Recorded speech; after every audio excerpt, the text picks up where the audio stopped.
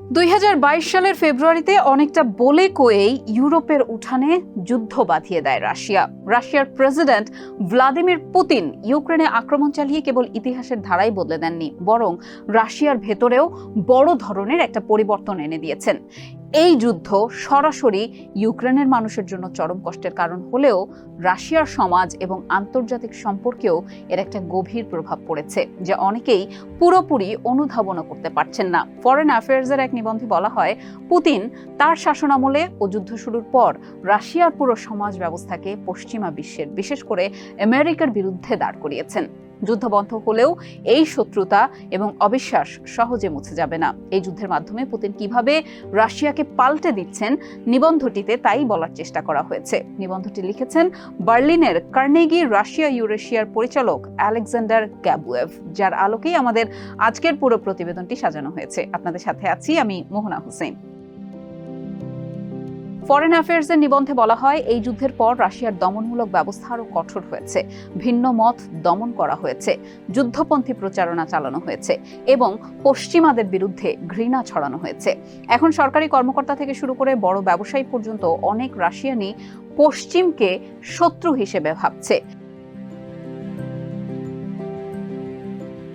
পুতিনের শাসনামলে রাশিয়া চীনের সম্পর্ক আগের চেয়ে অনেক গভীর হয়েছে। রাশিয়া এখন নজরদারি, প্রযুক্তি ও আর্থিক দিক দিয়ে চীনের ওপর অনেকটাই নির্ভরশীল। চীনা বাজার ও প্রযুক্তি রাশিয়ার জন্য গুরুত্বপূর্ণ হয়ে উঠেছে। এই ঘনিষ্ঠতা যুক্তরাষ্ট্র ও রাশিয়ার মধ্যে উত্তেজনা আরও বাড়াতে পারে। মার্কিন প্রেসিডেন্ট ট্রাম্প যুদ্ধ বন্ধ করতে পুতিনের সঙ্গে সম্পর্ক ভালো করার কথা বললেও রাশিয়ার প্রতি পুতিনের অবিশ্বাস এতটাই গভীর যে এই সম্পর্ক বেশি দিন স্থায়ী হবে না। উপরন্তু যুক্তরাষ্ট্রের প্রশাসন বদল হলেও নীতিও বদলে যেতে পারে। পুতিনের পরবর্তী নেতৃত্ব সম্ভবত তার ঘনিষ্ঠজনদের মধ্য থেকেই কেউ হবে। তারা যদি দেশের উন্নয়ন চায়, তাহলে বৈদেশিক নীতিতে ভারসাম্য আনার প্রয়োজন হবে। রাশিয়া ভেতর থেকে দুর্বল হলেও জনগণ এখনো বিদ্রোহে নামেনি। ইউক্রেন যুদ্ধ শুধু সাময়িক কৌশলগত পরিবর্তন নয়, এটি রাশিয়ার পররাষ্ট্র নীতিতে স্থায়ী রূপান্তর এনেছে। যুদ্ধ শুরু হওয়ার পর রাশিয়ার মূল কূটনৈতিক লক্ষ্য তিনটি হয়ে দাঁড়িয়েছে: 1. যুদ্ধ চালিয়ে যাওয়ার জন্য নতুন মিত্র খোঁজা, 2. পশ্চিমা নিষেধাজ্ঞার কারণে ক্ষতিগ্রস্ত অর্থনীতিকে টিকিয়ে রাখা, 3. ইউক্রেনকে সাহায্যকারী পশ্চিমা দেশগুলোর ওপর চাপ তৈরি ও প্রতিশোধ নেয়া। এই 3 লক্ষ্যে রাশিয়া এমন দেশ ও গোষ্ঠীর সঙ্গে সম্পর্ক মজবুত করেছে যারা পশ্চিমের বিরুদ্ধে অবস্থান নিতে চায়। এর মধ্যে রয়েছে উত্তর কোরিয়া, ইরান এবং ইয়েমেনের হুথি মিলিশিয়ার মতো গোষ্ঠীগুলো। এইসব শক্তির মাধ্যমে রাশিয়া একটি নতুন ধরনের প্রতিরোধ গড়ে তুলছে, যেটা পশ্চিমা শক্তিকে চাপে ফেলতে পারে। যুদ্ধ শেষ হলে হয়তো কিছু প্রকাশ্য আগ্রাসী কর্মকাণ্ড, যেমন হুথিদের অস্ত্র সরবরাহ বন্ধ রাখতে পারে ক্রেমলিন। তবে যুক্তরাষ্ট্রে প্রশাসন পরিবর্তন হলে বা নিষেধাজ্ঞা শিথিল হলে রাশিয়ার এইসব তৎপরতা আবারও শুরু করার ক্ষমতাটা থাকবেই। রাশিয়া উন্নয়নশীল দেশগুলোর সঙ্গে সম্পর্ক জোরদার করতে কম দামে পণ্য রপ্তানি করছে। আফ্রিকা, ভারত, দক্ষিণ পূর্ব এশিয়া, ল্যাটিন আমেরিকা এবং মধ্যপ্রাচ্যের দেশগুলোর দিকে রাশিয়া কৌশলগতভাবে ঝুঁকছে, যাতে তারা পশ্চিমের জায়গায় রাশিয়ার বাজারে রূপান্তরিত হয়। সবচেয়ে গুরুত্বপূর্ণ পরিবর্তন এসেছে চীনের সঙ্গে সম্পর্কের ক্ষেত্রে। আগে চীনের সঙ্গে সম্পর্ক ছিল সীমিত এবং সমান নয়। রাশিয়া তখন ইউরোপের সঙ্গে বাণিজ্য করে ভারসাম্য রাখত, কিন্তু ইউক্রেন যুদ্ধের পর রাশিয়া পুরোপুরি চীনের ওপর নির্ভরশীল হয়ে পড়েছে। চীন এখন রাশিয়ার প্রধান রপ্তানি ক্রেতা এবং আমদানিকারক। 2021 সালে যেখানে চীন রাশিয়ার 14% রপ্তানি কিনত, এখন সেটা বেড়ে 30% দাঁড়িয়েছে। একইভাবে আমদানি বেড়ে 40% উঠেছে, যা যুদ্ধের আগে ছিল 24%। চীন শুধু পণ্য কিনছে তা কিন্তু নয়, রাশিয়ার সঙ্গে যৌথ প্রযুক্তি উন্নয়নেও অংশ নিচ্ছে। চীনা মুদ্রা ইউয়ান আন্তর্জাতিক লেনদেনের সুযোগ দিয়ে চীন রাশিয়াকে আর্থিক বিকল্পও দিচ্ছে, যা ডলার নির্ভরতা কমাচ্ছে। এই সহযোগিতা আরও গভীর হয়েছে। রাশিয়া এখন চীনকে এমন অস্ত্র প্রযুক্তি দিচ্ছে যা আগে গোপন রাখা হতো। রাশিয়ার গবেষণা প্রতিষ্ঠান ও বিশ্ববিদ্যালয়গুলো চীনের সঙ্গে প্রযুক্তি, মহাকাশ, তথ্য প্রযুক্তি, গণিত ও বিজ্ঞান ভিত্তিক যৌথ প্রকল্পে যুক্ত হচ্ছে। হুয়াওয়ের মতো চীনা কোম্পানিতে এখন অনেক রাশিয়ান কাজ করছেন। রাশিয়া চীনকে জ্বালানিও সরবরাহ করছে, বিশেষ করে সস্তায় তেল ও গ্যাস, যা স্থলপথে সরবরাহের মাধ্যমে চীনের সামুদ্রিক অবরোধ এড়িয়ে চলার কৌশল হিসেবেও কাজ করছে। এমনকি রাশিয়া চীনের পারমাণবিক কর্মসূচির জন্য ইউরেনিয়ামও সরবরাহ করছে। সবকিছু মিলিয়ে রাশিয়া এখন যুদ্ধকে কেবল প্রতিরক্ষা নয়, বরং বৈশ্বিক ক্ষমতার ভারসাম্য বদলের একটা হাতিয়ার হিসেবে ব্যবহার করছে। তাদের দৃষ্টিতে চীনের শক্তি বাড়লে আমেরিকার আধিপত্য কমবে, আর এটাই এখন তাদের কৌশলগত উদ্দেশ্য। ভ্লাদিমির পুতিনের প্রথম 2 মেয়াদে অর্থাৎ 2000 থেকে 2008 সাল পর্যন্ত রাশিয়ার অর্থনীতি উল্লেখযোগ্যভাবে উন্নতি করে। তেলের উচ্চ মূল্য, পশ্চিমা বিনিয়োগ, বাজারমুখী সংস্কার এবং উদ্যোক্তাদের উত্থানের কারণে দেশটির জিডিপি প্রায় দ্বিগুণ হয়ে যায়। এই সময়টা ছিল রাশিয়ার জন্য একটা নতুন অধ্যায়, যেখানে সোভিয়েত পতনের পর বিশৃঙ্খলা বা পুরনো একনায়কতন্ত্রের দিনগুলোর তুলনায় দেশটি অনেক সমৃদ্ধ এবং স্বাধীন হয়ে উঠেছিল। 2010-এর দশকে অর্থনৈতিক গতি কিছুটা কমে আসে, তবু সাধারণ মানুষের জীবনযাত্রা, সরকারের প্রতি আস্থা এবং অর্থনৈতিক স্থিতিশীলতার মধ্যে একটা ভারসাম্য ছিল। এই ভারসাম্যটাকেই এক প্রকার সামাজিক চুক্তি বলা যায়। সরকার নাগরিকদের একটা ভালো মানের জীবন দিচ্ছে, বিনিময়ে তারা রাজনৈতিক স্থিতিশীলতা বজায় রাখছে। কিন্তু 2022 সালে ইউক্রেনে যুদ্ধ শুরু হলে সেই চুক্তিতে একটা বড় ধরনের পরিবর্তন আসে। যুদ্ধের খরচ, সাধারণ মানুষের জীবনমান এবং দেশের অর্থনৈতিক ভারসাম্য, এই 3টি বিষয়ের মধ্যে একসঙ্গে ভারসাম্য রাখা রীতিমতো অসম্ভব হয়ে পড়ে। অর্থনীতিবিদ আলেকজান্দ্রা প্রোকোপেঙ্কা বলেন, রাশিয়া এমন একটা ত্রিমুখী সমস্যার মুখোমুখি হয়েছে যেখান থেকে একসঙ্গে 3টি লক্ষ্য অর্জন করা যাচ্ছে না। এই জটিল সমীকরণে পুতিন বেছে নিয়েছেন যুদ্ধ তহবিলকে অগ্রাধিকার দেয়া। আগামী 2025 থেকে 27 সাল পর্যন্ত রাশিয়ার মোট বাজেটের প্রায় 40% প্রতিরক্ষা ও নিরাপত্তা খাতে ব্যয় করার একটা পরিকল্পনা নেওয়া হয়েছে। এর ফলে স্বাস্থ্য ও শিক্ষা খাত মারাত্মকভাবে উপেক্ষিত হচ্ছে। যুদ্ধের কারণে প্রথমে সাময়িকভাবে রাশিয়ার অর্থনীতিতে একটা উদ্দীপনা দেখা যায়। প্রতিরক্ষা ব্যয়ে ব্যাপক বিনিয়োগের ফলে 2023 সালে জিডিপি 3.6 থেকে 2024 সালে 4.1 হারে বেড়েছে। কিন্তু এই উন্নতি ক্ষণস্থায়ী, কারণ 2024 সালের শেষ দিকে উচ্চ মূল্যস্ফীতি এবং অন্যান্য নেতিবাচক প্রভাব স্পষ্ট হয়ে উঠছে। ইউক্রেন যুদ্ধ থেমে গেলেও রাশিয়ার অর্থনীতি তখন পর্যন্ত সম্পূর্ণভাবে সামরিক নির্ভরশীল হয়ে পড়বে, কারণ ক্ষতিগ্রস্ত অস্ত্র সরঞ্জাম পুনরায় প্রস্তুত করতে হবে এবং একটি ব্যয়বহুল সামরিক আধুনিকায়ন কর্মসূচিও চালু করা হয়েছে।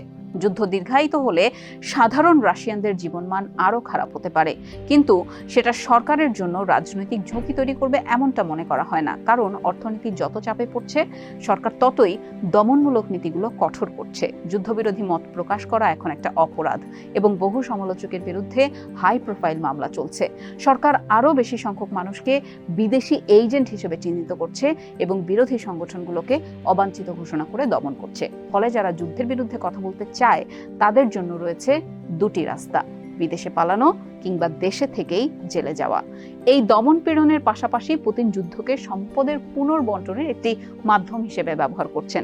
যুদ্ধের সুযোগে পুতিনের ঘনিষ্ঠ গোষ্ঠী এবং প্রভাবশালী নেতারা বিদেশি কোম্পানিগুলোর রেখে যাওয়া সম্পত্তি কম দামে কিনে নিচ্ছেন বা দখল করে নিচ্ছেন।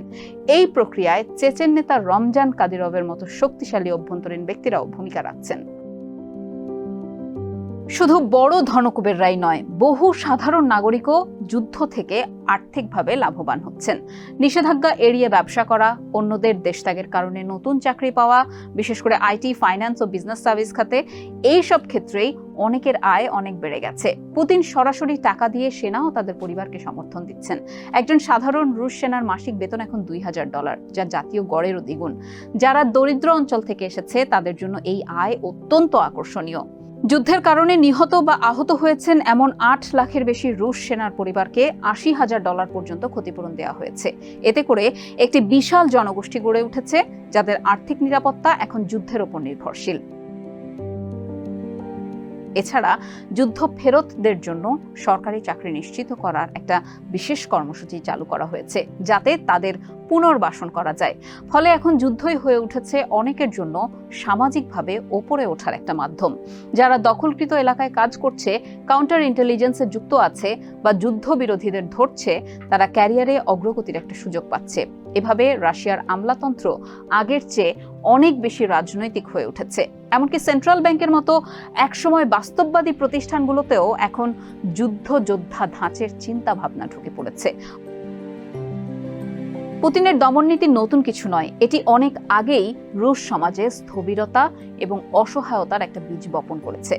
তবে সাম্প্রতিক সময়ে সামাজিক প্রকৌশলের মাধ্যমে অসহায়তাকে আরও গভীর করা হয়েছে।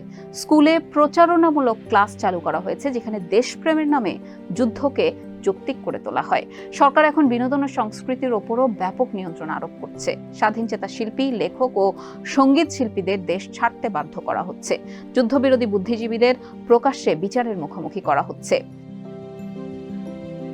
চীনা মডেল অনুসরণ করে ক্রেমলিন এখন একটি ডিজিটাল লোহার পর্দা তৈরি করতে চাইছে। ইনস্টাগ্রাম ও ফেসবুক নিষিদ্ধ করা হয়েছে, সেখানে ইউটিউব ধীর গতিতে চালানো হচ্ছে, যা আগে প্রায় অর্ধেক রাশিয়ান প্রতিদিনই ব্যবহার করত। তবে সবকিছুর পরেও পুতিনের শাসন হঠাৎ করে ভেঙে পড়বে এই সম্ভাবনাটা খুবই কম। যদিও সিরিয়ার আসাদ সরকারের পতনের মতো ব্ল্যাক সোয়ান ঘটনার সম্ভাবনা একেবারেই উড়িয়ে দেওয়া যায় না, তবুও পুতিন যতদিন দমননীতি বজায় রাখতে পারবেন এবং সমালোচকদের মুখটা বন্ধ রাখতে সেই অর্থ দরকার তা জোগাড় করতে পারবেন, ততদিন তার শাসন ব্যবস্থা টিকেই থাকবে। আর অর্থের ঘাটতি হলে সেটাও দমন-পীড়ন বাড়িয়ে পুষিয়ে নেওয়া যেতে পারে। বর্তমান বৈশ্বিক রাজনৈতিক প্রেক্ষাপটে ইউরোপকে তাদের প্রতিরক্ষা প্রস্তুতি আরও দৃঢ় করতে হবে, বিশেষত এমন একটি সময়ে যখন যুক্তরাষ্ট্রের নেতৃত্বে পরিবর্তন আসতে পারে। 2024 সালের মার্কিন নির্বাচনের প্রচারে ডোনাল্ড ট্রাম্প প্রতিশ্রুতি দিয়েছিলেন যে তিনি আবারও চীন ও রাশিয়াকে একে অপরের থেকে আলাদা করে দেবেন। প্রেসিডেন্ট হিসেবে তিনি এটা করার চেষ্টা করেছিলেনও রুশ প্রেসিডেন্ট ভ্লাদিমির পুতিনের প্রতি তার ব্যক্তিগত ঘনিষ্ঠতা এবং উষ্ণ সম্পর্কের মাধ্যমে। কিন্তু বাস্তবে রাশিয়া পুতিনের অধীনে থাকাকালীন কখনোই এমন একটি দেশ হবে না যা ইউরোপ বা যুক্তরাষ্ট্রের জন্য হুমকি সৃষ্টি করবে না। তাই ইউরোপের ওপরই দায়িত্ব পড়েছে রাশিয়ার কর্তৃত্ববাদী শাসনের বিরুদ্ধে অবস্থান নেওয়ার, এবং সেটাও এমন এক সময়ে যখন মার্কিন সমর্থন হয়তো আগের মতো আর থাকবে না। এই কাজটি ইউরোপকে একা নয়, বরং একটি সমন্বিত ট্রান্স আটলান্টিক উদ্যোগ হিসেবে ভাবতে হবে। যদি ট্রাম্প প্রশাসন এতে সরাসরি যুক্ত না হয়, তাহলে আমেরিকার প্রভাবশালী কূটনীতিক, সামরিক বাহিনীর জ্যেষ্ঠ সদস্য ও প্রতিরক্ষা শিল্পের নেতাদের সঙ্গে নিয়ে একটি যৌথ জোট গঠন করে রাশিয়ার হুমকির বিরুদ্ধে কাজ করতে হবে।